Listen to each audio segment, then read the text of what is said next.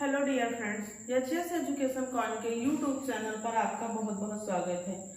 आज हम जिस टॉपिक पे चर्चा करने वाले हैं वो हमारा क्या होगा, तो रेयान होगा। क्योंकि हमने आपको रेयान की इंट्रोडक्टरी क्लास दे दी है। रेयान के बारे में हमने आपको कुछ मुख्य बिंदुओं के बारे में बता दिया है। आज हम जो जानेंगे वो हमारा टॉपिक क्या होगा, तो रेयान का इतिहास होगा। और रेयान के इतिहास में हम कई सन के बारे में जानेंगे कि कैसे कैसे रेयान हमारे प्रचलन में आया और इससे हमारे कपड़े का निर्माण होने लगा। तो सबसे पहली हेडिंग आज हम क्या बनाएंगे, सबसे पहली हेडिंग हम बनाएंगे रेयान का इतिहास। हेडिंग क्या डालेंगे, रेयान का इतिहास।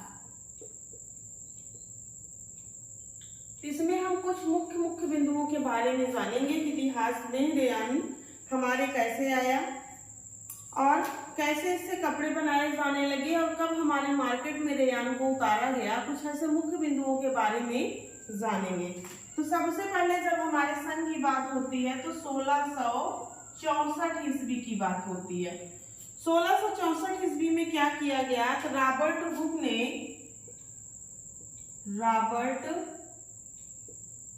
हुक ने रेशम के संगठन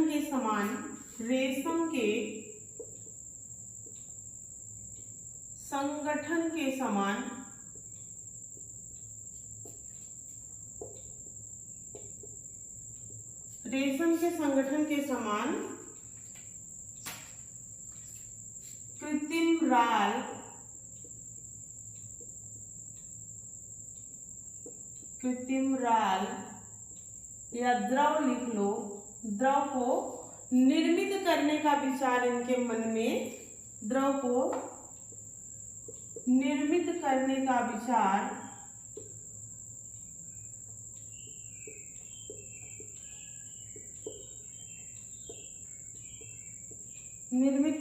विचार इनके मन में आया।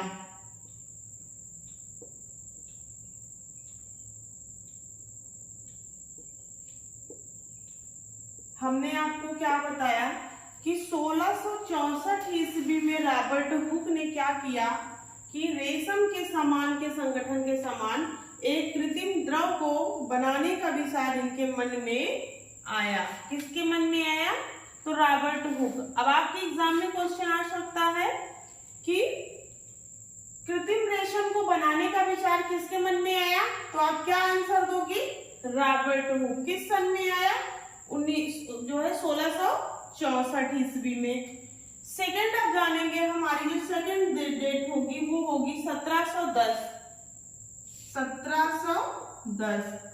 र्यूमर कहाँ के रहने वाले थे, फ्रांस के। इनके मन में क्या विचार आया, जब हमारा कृत्रिम राल तैयार हो गया, उपरोक्त विचार पर रेजिन गोंद का प्रयोग करते हुए उपरोक्त विचार पर रेजिन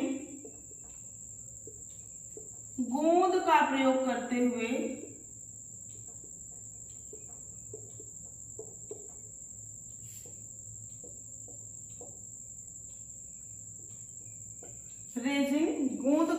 करते हुए रेशम सा संगठन तैयार किया। रेशम सा संगठन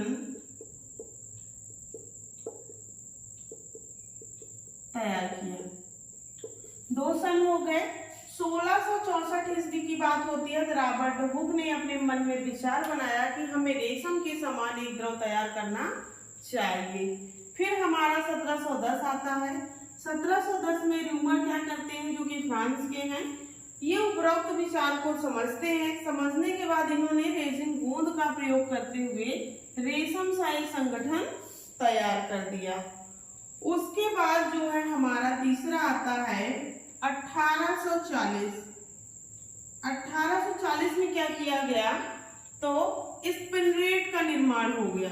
स्पिनरेट, जिसके माध्यम से रेशा बनाया जाएगा, स्पिनरेट का निर्माण हुआ।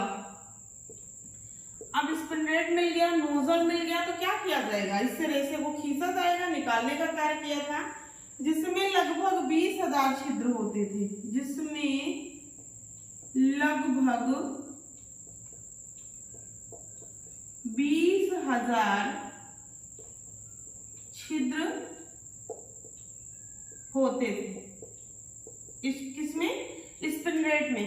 और जो स्पिंडलेट होता था इसका व्यास अलग अलग होता था, जैसे पतला रेशा निकालना होगा तो उसका व्यास अलग होता था, मोटा रेशा निकालना होता था तो उसका व्यास अलग होता था। प्लेट को चेंज कर दिया जाता था और हम अपनी आवश्यकता अनुसार रेशे को बना लेते थे। और इसपे प्लेटिनम की परत चढ़ी होती है, प्लेटिनम की परत चढ़ी होती है, किस पर, स्पिंडलेट पे। और स्पिंडलेट की क्या विशेषता थी, प्लेटिनम की परत इसलिए चढ़ी होती थी जिससे कि यह अम्ल एवं क्षार से प्रभावित न हो, अम्ल एवं क्षार से प्रभावित न हो। हमने आपको 3 डेट अब तक बताया है, तीनों आपको याद कर लेना है। 1664 ईस्वी में रॉबर्ट हुक ने रेशम के समान एक घोल को तैयार किया, एक द्रव को तैयार करने का विचार उनके मन में आया। फिर 1710 की बात होती है, वहां पे र्यूमर जो है फ्रांस के रहने वाले हैं। उपरोक्त विचार को देखते हुए उन्होंने रेजिन गोंद का प्रयोग करके रेशम के समान एक संगठन तैयार कर दिया। फिर हमारी 1840 ईस्वी की बात आती है। 1840 ईस्वी में हमारे स्पिंडलेट का निर्माण कर दिया गया, जिसमें लगभग 20,000 छिद्र होते थे और प्लेटिनम की इस पर बड़ी परत चढ़ी होती थी, ताकि हमारा जो गोल है वो चाहे अम्लीय का हो, प्रकृति का हो, चाहे क्षारीय प्रकृति का हो, उससे हमारा स्पिंडलेट प्रभावित न हो। अब आगे हम जानेंगे 1855 में जॉर्ज एडमंड्स आए, उनके बारे में।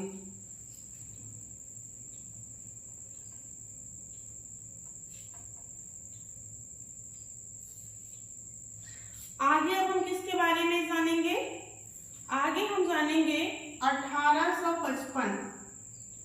1855 में क्या हुआ, जॉर्ज एडमंड्स ने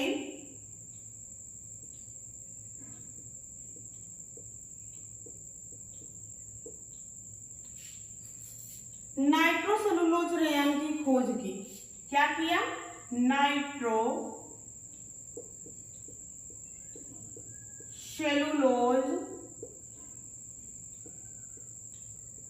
रेयान की खोज की। धीरे धीरे विकास हो रहा है रेयान का ना, नाइट्रोसेलुलोज रेयान की खोज की, जिसका प्रयोग आज के समय में नहीं होता है क्योंकि यह ज्वलनशील था। आज के समय में इसका प्रयोग नहीं, क्यों नहीं होता था, क्योंकि ज्वलनशील रेशा था और महंगा था। यह रेशा महंगा एवं ज्वलनशील रेशा था।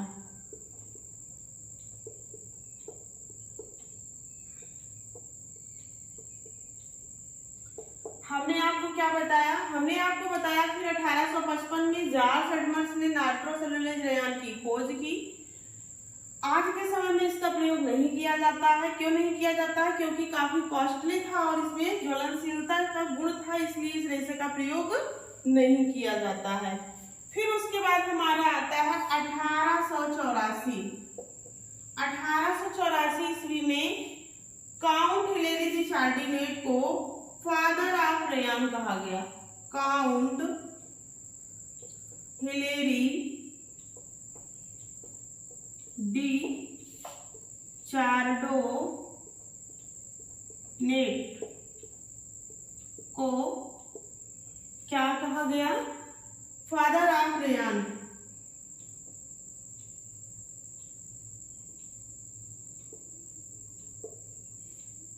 या रेयान का पिता, ये भी लिख लो, रेयान का पिता। रेयान का पिता इन्हें कहा गया, क्योंकि इन्होंने नाइट्रोसेलुलोज में रासायनिक परिवर्तन करके नाइट्रोसेलुलोज रेयान का निर्माण किया। क्योंकि इन्होंने नाइट्रोसेलुलोज में परिवर्तन करके नाइट्रोसेलुलोज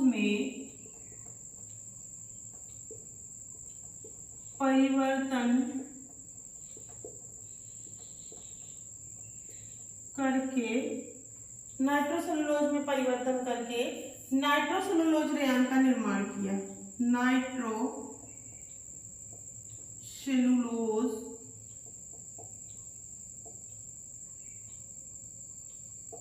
रेयान का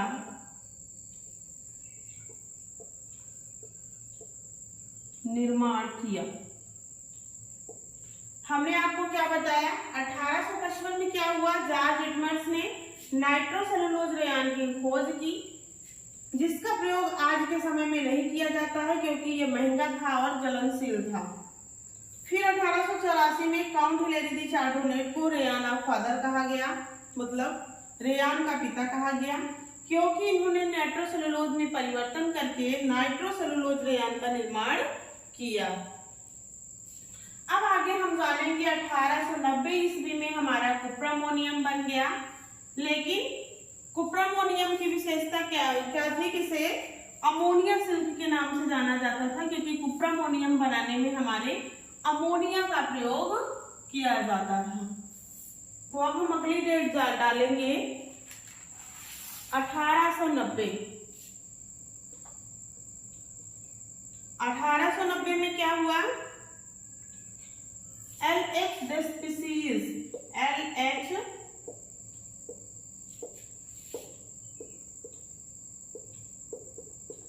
स्पीसीज महोदय आ गए। LH स्पीसीज ने क्या किया, कुप्रामोनियम रेयान का निर्माण किया। कुप्रामोनियम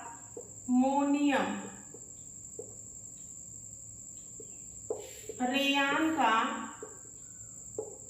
निर्माण, कुप्रामोनियम रेयान का निर्माण, जिसे अमोनिया सिल्क के नाम से जाना जाता था। अमोनिया सिल्क के नाम से जानते हैं।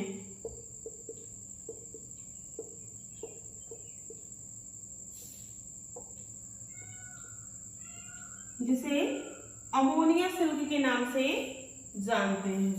अब अगला हमारा आया 1892 ईस्वी में। 1892 में आ गया हमारा अगला रेयान, विस्कस रेयान। पहले नाइट्रोसेलुलोज आया, फिर कुप्रामोनियम आया, फिर विस्कस रेयान आया। विस्कस रेयान किसके द्वारा आया, CF क्रॉस और इजे बेबन के द्वारा। इसकी विशेषता क्या थी, मूल्य इसका कम था और आज के समय में काफी प्रचलित और गुणवत्तापूर्ण था। आज के समय में काफी प्रचलित है और गुणवत्तापूर्ण रेशा है। हमने आपको क्या बताया, 1890 ईस्वी में LH स्पीसीज ने कुप्रामोनियम रेयान का निर्माण किया, जिसे अमोनिया सिल्क के नाम से जानते हैं। फिर आता है 1892 ईस्वी में। 1892 ईस्वी में विस्कस रेयान का निर्माण कौन करता है, CF क्रॉस और इजे बेबन मिलकर के। इसकी जो लागत होती है वो भी मूल्य कम होता है हमारा, और आज के समय में काफी प्रचलित रेशा है, और फिर इससे बनाए जाने लगे हमारे कपड़े। अब आगे हम जानेंगे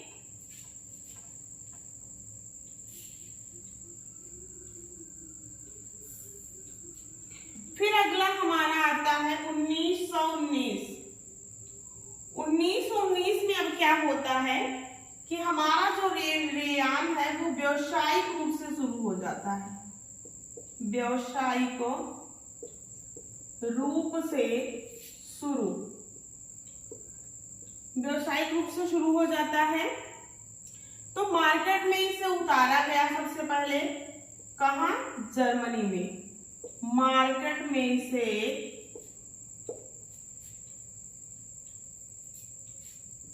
उतारा गया कहाँ, जर्मनी में। किस उद्देश्य से, बेचने के उद्देश्य से, बेचना शुरू किया गया।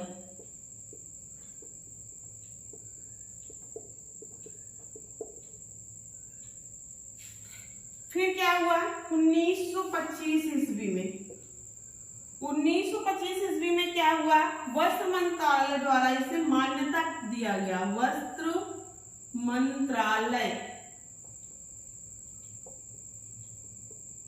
मान्यता प्राप्त।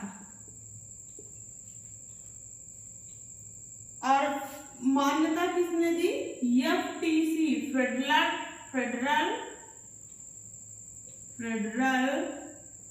ट्रेड कमीशन, FTC द्वारा इसे मान्यता दी गई, कमीशन ने मान्यता दी। फिर अगला आता है 1937। 1937 ईस्वी में क्या किया गया, तो मानव निर्मित सेलुलोजिक रेशे को मानव निर्मित सेलुलोजिक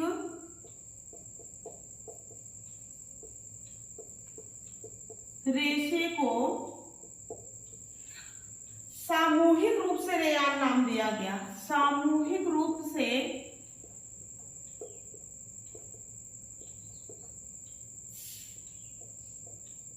रेयान नाम दिया गया। चाहे हमारा नाइट्रोसेलुलोज हो, चाहे कुप्रामोनियम हो, चाहे विस्कस हो, सभी को सामूहिक रूप से क्या नाम दिया गया, रेयान नाम दिया गया। किस सन में, 1937 ईस्वी में। अगला हमारा डेट आता है 1946। 1946 ईस्वी में क्या होता है, तो अब भारत में इसका प्रथम कारखाना विकसित किया गया। भारत में प्रथम कारखाना विकसित किया गया।